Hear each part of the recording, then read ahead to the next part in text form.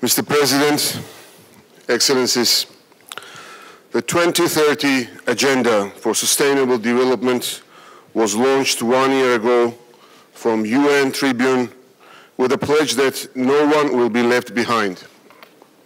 With this statement, the UN member states committed to address the consequences of a migrant crisis which was already leaving millions stranded. Yet forced displacement has since then only increased, with a staggering 300 million international migrants, refugees, and internally displaced persons registered this year.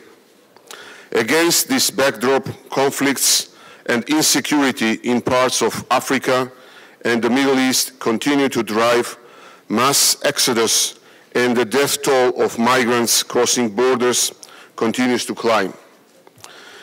Millions globally are still at risk of being left behind.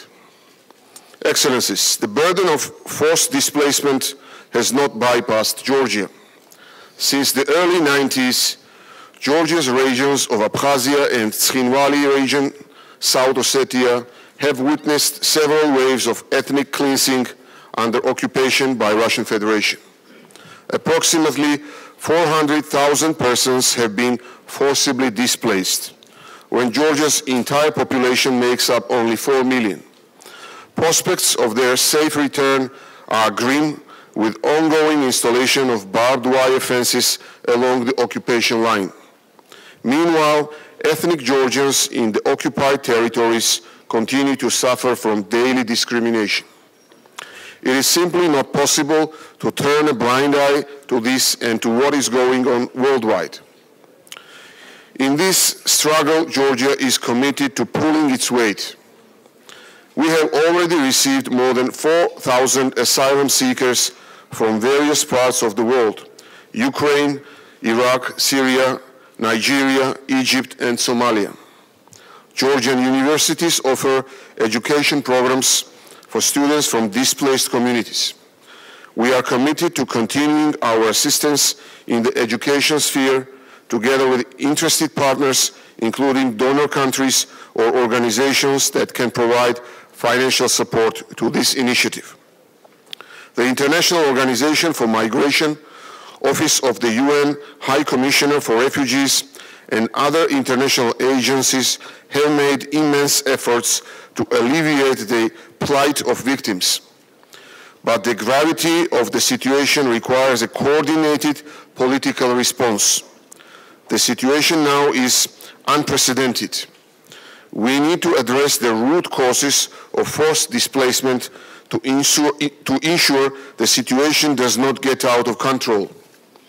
We need to be proactive rather than reactive, prevent escalation of conflicts, preclude further waves of displacement. The question is, where do we start? Violation of international law is one of the root causes of conflicts. If we can ensure all actors abide by the law and strictly observe their commitments, we can start to move towards a more peaceful world. We can start to prevent crisis and the mass exodus that ensues from the millions affected. At the Istanbul World Humanitarian Summit this May, we committed to promote a new approach and support the emergence of safe, dignified, and durable solutions for refugees and internally displaced persons. The right to safe return is a basic human right, and it must be guaranteed irrespective of political differences. Let me reiterate in closing that Georgia will continue to contribute to international efforts in addressing large movements of migrants and refugees, regardless of our small size or our own security challenges. I thank you.